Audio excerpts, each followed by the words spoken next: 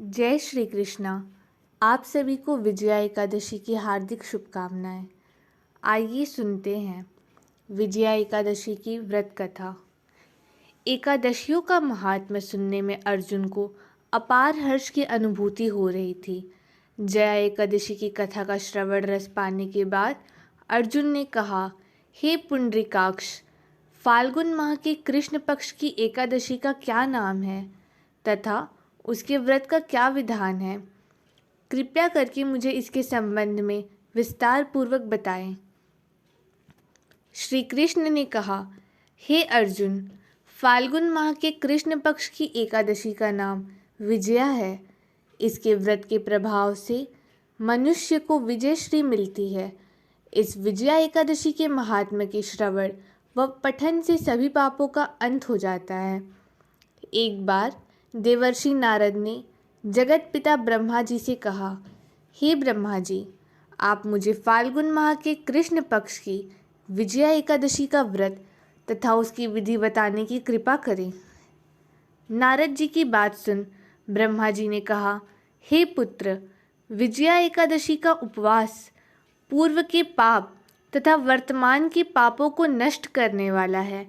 इस एकादशी का विधान मैंने आज तक किसी से नहीं, परंतु मैं अब तुम्हें बताने जा रहा हूँ। यह उपवास करने वाले सभी मनुष्यों को विजय प्रदान करती है। अब श्रद्धापूर्वक कथा का श्रवण करो। श्री राम को जब 14 वर्ष का वनवास मिला, तब वह भ्राता लक्ष्मण तथा माता सीता सहित पंचवटी में निवास करने लगे। उस समय महापापी रावण ने माता सीता का हरण कर लिया। इस दुखद घटना से श्री राम जी तथा लक्ष्मण जी अत्यंत दुखी हुए और सीता जी की खोज में वन वन भटकने लगे। जंगल जंगल घूमते हुए वे मरणासीन जटायु के पास जा पहुँचे। जटायु ने उन्हें माता सीता के हरण का पूरा वृत्तांत सुनाया और भगवान श्री राम जी के गोद में प्राण त्याग कर स्वर्ग की तरफ प्रस्थान किया। कुछ आगे चलकर श्री राम व लक्ष्मण की सुग्रीव जी के साथ मित्रता हो गई और वहां उन्होंने बाली का वध किया। श्री राम भक्त हनुमान जी ने लंका में जाकर माता सीता का पता लगाया और माता सीता से श्री राम जी तथा महाराज सुग्रीव की मित्रता का वर्णन सुनाया। वहां से लौटकर हनुमान जी श्री रामचंद्र जी के पास आए और अशोक वाटिका का सारा वृत्तांत का सुनाया। सब हाल जानने के बाद श्री रामचंद्र जी ने सुग्रीव की सहमति से वानरों तथा भालुओं की सेना सहित लंका की तरफ प्रस्थान किया। समुद्र किनारे पहुंचने पर श्री राम जी ने विशाल समुद्र को घड़ियालों से भरा देखकर लक्ष्मण जी से कहा, हे लक्ष्मण, अनेक मगरमच्छों और जीवों से भरे इस विशाल समुद्र को कैसे पार करेंगे? प्रभु श्री राम की बात सुनकर लक्ष्मण जी ने कहा, भ्राताश्री, आप पुराण पुरुषोत्तम आदि पुरुष हैं। आपसे कुछ भी विलुप्त नहीं है। यहाँ से आधा योजन दूर कुमारी द्वीप में वग्दाल मुनि का आश्रम है। वे अनेक नाम के ब्रह्माओं की ज्ञाता हैं। वे ही आपकी विजय के उपाय बता सकते हैं। अपने छोटे भाई लक्ष्मण जी के वचनों को सुन श्री राम जी वग्दाल ऋषि के आश्रम में गए और उन्हें प्रणाम कर एक ओर बैठ गए। अपने आश्रम में श्री राम को आया देख महर्षि वग्दाल ने पूछा, हे श्री राम, आपने किस प्रयोजन से मेरी कुटिया को पवित्र किया है? कृपा कर अपना प्रयोजन कहें प्रभु। मुनि के मधुर वचनों को सुन श्री राम जी ने कहा, हे ऋषिवर, मैं सेना सहित यहाँ आया हूँ और राक्षस राज रावण को जीतने की इच्छा से लंका जा रहा हूँ। कृपा कर आप समुद्र को पार करने का कोई उपाय बताएं। आपके पास आने का मेरा यही प्रयोजन है।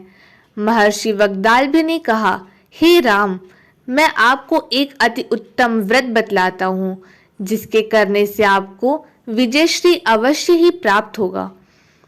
यह कैसा व्रत है मुनि श्रेष्ठ, जिसे करने से समस्त क्षेत्रों में विजय की प्राप्ति होती है? जिज्ञासु हो श्री राम ने पूछा। इस पर महर्षि वग्दाल ने कहा, हे श्री राम, फाल्गुन माह के कृष्ण पक्ष की विजया एकादशी का उपवास करने से आप अवश्य ही समुद्र को पार कर लेंगे और युद्ध में भी आपकी विजय होगी। हे मर्यादा पुरुषोत्तम, इस उपवास के लिए दशमी के दिन स्वर्ण, चांदी, तांबे या मिट्टी का एक कलश बनाएं। उस कलश को जल से भरकर तथा उस पर पंच पल्लव रखकर उसे वेदिका पर स्थापित करें। उस कलश के नीचे सतंजा अर्थात मिले हुए 7 अनाज और ऊपर जौ रखें। उस पर विष्णु जी की स्वर्ण की प्रतिमा स्थापित करें। एकादशी के दिन स्नान आदि से निवृत्त होकर धूप, दीप, नैवेद्य, नारियल आदि से भगवान श्री हरि का पूजन करें। वह सारा दिन भक्तिपूर्वक कलश के सामने व्यतीत करें और रात को भी उसी तरह बैठे रहकर जागरण करें। द्वादशी के दिन नदी या तालाब के किनारे स्नान आदि से निवृत्त होकर उस कलश को ब्राह्मण को दे दे। हे दशरथ नंदन, यदि आप इस व्रत को सेनापतियों के साथ करेंगे तो अवश्य ही विजयश्री आपका वरण करेगी। मुनि के वचन सुन तब श्री रामचंद्र जी ने विधि पूर्वक विजया एकादशी का व्रत किया और इसके प्रभाव से राक्षसों के ऊपर विजय प्राप्त की। हे अर्जुन, जो मनुष्य इस व्रत को विधि विधान के साथ पूर्ण करेगा उसकी दोनों लोकों में विजय होगी। श्री ब्रह्मा जी ने नारद जी से कहा, जो इस व्रत का महात्म्य श्रवण करता है या पढ़ता है उसे वाजपेयी यज्ञ की फल की प्राप्ति होती है।